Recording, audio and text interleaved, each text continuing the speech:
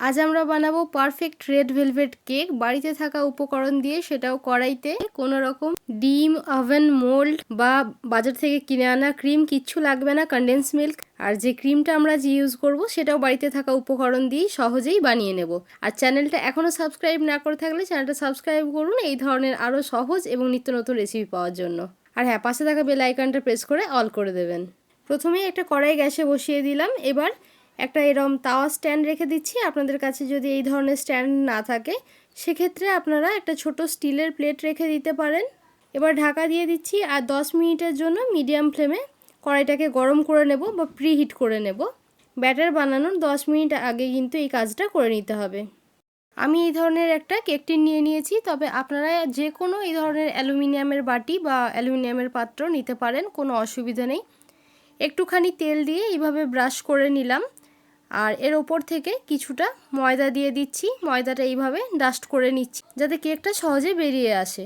আপনাদের কাছে butter paper থাকলে অবশ্যই ইউজ করতে পারেন, তবে আমি এইভাবে ময়দাটা ডাস্ট করে নিলাম। আর এই যে এক্সট্রা ময়দাটা আছে এটা আমরা ফেলে দেব। এবার এটাকে সাইডে রেখে দিচ্ছি।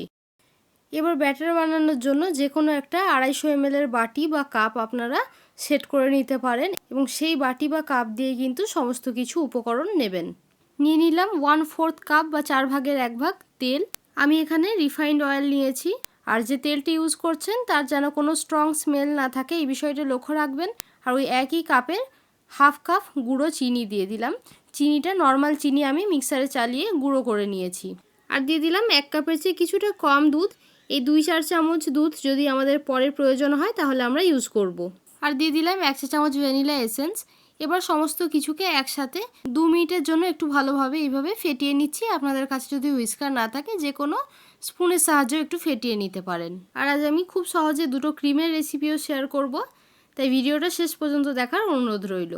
দেখুন আমার ভালোভাবে ফেটিয়ে নেওয়া হয়ে গেছে। এবার দিয়ে দিচ্ছি সমস্ত ড্রাই ইনগ্রিডিয়েন্ট। গুঁড়ো উপকরণগুলো আমাদের চেলে নিতে হবে, এই জন্য একটা স্টেনার রেখে দিয়েছি। এবার এর উপর ওই একই কাপ দিয়ে দিলাম 1 কাপ পরিমাণে ময়দা, দিয়ে দিলাম 1 চা চামচ বেকিং পাউডার আর 1/4 চা চামচ বেকিং সোডা বা খাবার সোডা। আমি এখানে 1 চা চামচ কোকো পাউডার দিয়েছি। আমি বলবো কোকো পাউডার দেবেন না, আমি দিয়েছি কারণ আমার কোকো পাউডারের ফ্লেভারটা ভালো লাগে। তবে একেবারে পারফেক্ট রেড ভেলভেট কেকের যে লাল টকটকে রং থাকে সেটা যদি আপনারা চান তাহলে কিন্তু এখানে কোকো পাউডার ইউজ করবেন না, কারণ কোকো পাউডার দেওয়ার জন্য একটু ডার্ক কালার চলে আসে। আর যদি কোকো পাউডারটা না দেন তাহলে পারফেক্ট দোকানের মতো কালারটা কিন্তু আপনারা পাবেন, তবে দিলে অবশ্যই ফ্লেভারটা একটু অন্যরকম হয়, ভালো লাগে। এবার গুঁড়ো উপকরণগুলো ভালোভাবে একটু মিশিয়ে নিলাম আর দেখুন এইভাবে চেলে নিলাম। এবার আমরা ব্যাটারটা বানিয়ে নেব এইভাবে, তবে খুব বেশি ফেটাবেন না, তাতে কিন্তু কেকটা হার্ড হয়ে যাবে।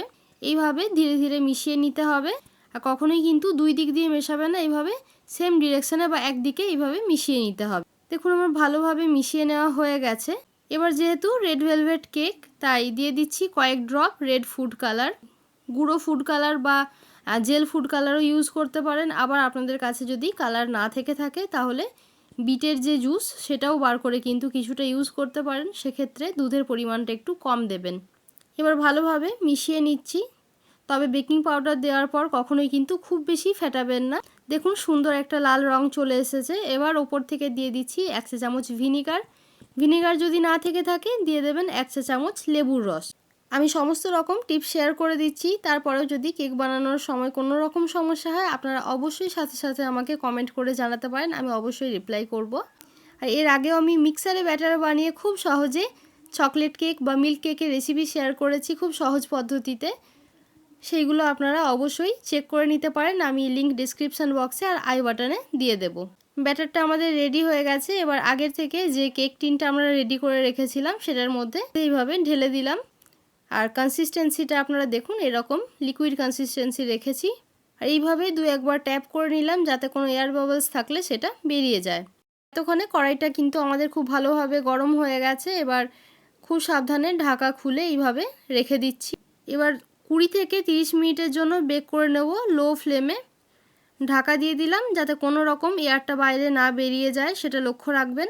10 মিনিট পর অবশ্যই ঢাকা খুলে একবার চেক করে দেখবেন যে কেকটা ফুলেছে কিনা। যদি দেখেন যে কেকটা ফুলে ওঠেনি তাহলে গ্যাসের ফ্লেমটা লো থেকে সামান্য একটুখানি বাড়িয়ে দেবেন। এবার দুটো ক্রিমের রেসিপি দেখে নেব, যেটা যে কোনো কেক বানানোর ক্ষেত্রেই আপনারা কিন্তু ইউজ করতে পারেন। নিয়ে নিলাম 50 গ্রাম নর্মাল সল্টেড যে বাটারটা বাড়িতে থাকে, সেই বাটার নিয়ে নিয়েছি 50 গ্রাম। আপনারা যে কোনো সল্টেড বা আনসল্টেড বাটার নিতে পারেন।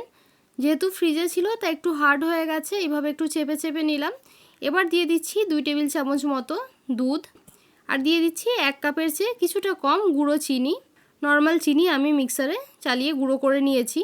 প্রথমেই কিন্তু আর দুধ অ্যাড করবেন না। যদি দেখেন যে খুব হার্ড লাগছে, সেক্ষেত্রে আপনারা আরও 1 থেকে 2 চামচ দুধ কিন্তু দিতে পারেন, কারণ খুব সফট হয়ে গেলে সেটা কিন্তু ভালো লাগবে না। আর যদি আপনারা আনসল্টেড বাটার ইউজ করেছেন, তাহলে 1 চিমটি লবণ কিন্তু এর সাথে দিয়ে দেবেন। এইভাবে মিশিয়ে নিলেই খুবই টেস্টি একটা ক্রিম রেডি হয়ে যায়, খেতে ভীষণই ভালো লাগে, একবার ট্রাই করে দেখবেন। আর এর সাথে দিয়ে দিচ্ছি 1/2 চা চামচ মতো ভ্যানিলা এসেন্স, তবে আপনারা কোনো রকম ফ্লেভার অ্যাড না করেও ওই ক্রিমটা ইউজ করতে পারেন। ভালোভাবে এইভাবে মিশিয়ে নিতে হবে। খুব বেশি দুধ কখনোই ইউজ করবেন না। আর আরেকটা ক্রিমের রেসিপি আমি বানিয়ে দেখাচ্ছি না, আমি বলে দিচ্ছি, আপনারা ট্রাই করতে পারেন। চিজ ক্রিম কিভাবে বানাতে হয় খুব সহজ পদ্ধতিতে। যে কোনো দুধের ছানা কাটিয়ে নেবেন, সেই ছানাটা ভালোভাবে মিক্সারে গ্রাইন্ড করে নেবেন। যদি খুব বেশি ড্রাই লাগে, সেক্ষেত্রে 1 থেকে 2 চামচ দুধ অ্যাড করে দেবেন, আর দিয়ে দেবেন 1 চামচ থেকে 2 চামচ গুঁড়ো চিনি। আবারও মিক্সারে চালিয়ে একটা স্মুথ পেস্ট বানিয়ে নিলেই কিন্তু ক্রিম চিজ রেডি। দাম দিয়ে দোকান থেকে কেনার কিন্তু কোনো প্রয়োজন নেই, খেতে ভীষণই সুস্বাদু হয়। সেই ক্রিমটা দিয়েও আপনারা কিন্তু যে কোনো কেকে ফ্রস্টিং করতে পারেন। দেখুন আমার ক্রিমটা কিন্তু রেডি হয়ে গেছে। দেখুন একেবারে পারফেক্ট যেরকম ক্রিম হয় সেরকম টেক্সচার এসেছে, খেতে খুবই টেস্টি হয়। আর আমার 30 মিনিট হয়ে গেছে আর কেকটা পারফেক্ট বেক হয়ে গেছে। দেখুন কতটা ফুলে উঠেছে। আর আমার কেক টিনটা ছোট, যার জন্য কিন্তু কেকটা ফুলে ওঠার জায়গা পায়নি, তাই ফেটে গেছে একটু, দেখতে পাচ্ছেন। এটাতে প্রবলেমের কিছু নেই, এই অংশটা আমরা ডেকোরেট করার জন্য ইউজ করব। ক্যামেরা বা লাইটের জন্য আমার কালারটা ঠিকঠাক এখন আসছে না, আর এমনি এইভাবে একটা টুথপিকের সাহায্যে চেক করে নেব। ক্লিন বেরিয়ে আসছে, অর্থাৎ কেকটা পারফেক্ট বেক হয়ে গেছে। যদি দেখেন টুথপিকের গায়ে কিছু লাগছে, তাহলে আবারও 5 থেকে 10 মিনিটের জন্য ঢাকা দিয়ে বেক করে নেবেন। এবার কেকটাকে 1 ঘন্টার জন্য একটু ভালোভাবে ঠান্ডা করে নেব। এবার ঠান্ডা হয়ে গেছে আর দেখুন নিজে থেকেই বেরিয়ে আসছে, তবুও নাইফ দিয়ে একটু সাইডটা এইভাবে চালিয়ে নিলাম। এবার ওপর থেকে একটা প্লেট রেখে পাল্টে দিচ্ছি, আর ওপর থেকে 2-1 বার এইভাবে প্রেস করে দিলাম। আর দেখুন কত সুন্দর কেকটা বেরিয়ে এসেছে, কতটা সফট আর স্পঞ্জি হয়েছে আপনারা দেখেই বুঝতে পারছেন। এবার যে ওপরের অংশটা আছে, এটা একটা নাইফের সাহায্যে আমরা কেটে নেব। আর এটা ওয়েস্ট হবে না, এটা কেকটা ডেকোরেট করার জন্য আমরা ইউজ করব। আবারও বলছি, যদি হট রেড কালার চান তাহলে কিন্তু কোকো পাউডার দেবেন না। আর রেসিপিটা কেমন লাগলো কমেন্ট করে কিন্তু অবশ্যই জানাবেন। আর এই অংশটা একটু এইভাবে পাতলা স্লাইস করে আমরা কেটে নিলাম। আমি আজ কেকটা 2টো লেয়ারে বানাচ্ছি, তাই মাঝখান দিয়ে এইভাবে কেটে নিলাম। তবে আপনারা কিন্তু লেয়ারিং নাও করতে পারেন, কোনো অসুবিধা নেই।